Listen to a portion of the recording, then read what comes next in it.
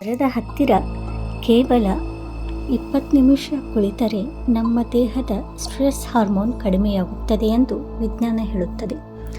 ಆದರೆ ಇಂದು ನಾವು ಪ್ರಕೃತಿಯಿಂದ ದೂರವಾಗುತ್ತಾ ಆತಂಕ, ಒತ್ತಡ ಮತ್ತು ಕಾಯಿಲೆಗಳ ಕಡೆ ಹತ್ತಿರವಾಗುತ್ತಿದ್ದೇವೆ.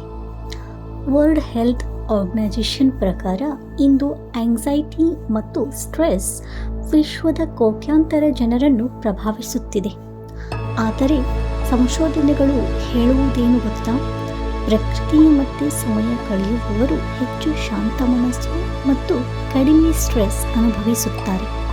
ಜಪಾನ್ನಲ್ಲಿ ಫಾರೆಸ್ಟ್ ಬಾತಿಂಗ್ ಅಥವಾ ಶಿನ್ರಿನ್ ಯೋಕು ಎಂಬ ಚಿಕಿತ್ಸೆ ಇದೆ. ಅಲ್ಲಿ ಜನರು ಕಾಡಿನಲ್ಲಿ ನಡೆಯುತ್ತಾರೆ, ಮರಗಳ ನಡುವೆ ಉಸಿರಾಡುತ್ತಾರೆ ಮತ್ತು ಅದು ಮನಸ್ಸಿನ ಒತ್ತಡವನ್ನು ಕಡಿಮೆ ಮಾಡುತ್ತದೆ. ಪ್ರಕೃತಿಯ ಧ್ವನಿ, ಪಕ್ಷಿಗಳ ಕೂಗು, ಮಳೆಯ ಶಬ್ದ ಇವು ನಮ್ಮ ಮೆದುಳಿಗೆ ಕಾಮ್ ಸಿಗ್ನಲ್ ಕಳುಹಿಸುತ್ತವೆ. ನಮ್ಮ ದೇಹ ಪ್ರಕೃತಿಯೊಂದಿಗೆ ಸಂಪರ್ಕದಲ್ಲಿದ್ದಾಗ ಅದು ನಿಧಾನವಾಗಿ ಗುಣವಾಗಲು ಶುರು ಮಾಡುತ್ತದೆ. ಮಾರ್ನಿಂಗ್ ಸನ್ಲೈಟ್ ನಮ್ಮ ದೇಹಕ್ಕೆ ವಿಟಮಿನ್ ಡಿ ಕೊಡುತ್ತದೆ. ಅದು ಎಲುಬುಗಳಿಗೆ ಮಾತ್ರವಲ್ಲ, ಮೂಡ್ ಮತ್ತು ಇಮ್ಯುನಿಟಿ ಕೂಡ ಮುಖ್ಯ. ಹಾರ್ವರ್ಡ್ ಮೆಡಿಕಲ್ ಸ್ಟಡೀಸ್ ಪ್ರಕಾರ ಸರಿಯಾದ ನಿದ್ರೆ, ಸ್ವಚ್ಛ ಗಾಳಿ ಮತ್ತು ಗ್ರೀನರಿ ಇರುವ ಜಾಗದಲ್ಲಿ ಬದುಕುವವರು ಹೃದಯ ರೋಗದ ಅಪಾಯವನ್ನು ಕಡಿಮೆ ಅನುಭವಿಸುತ್ತಾರೆ.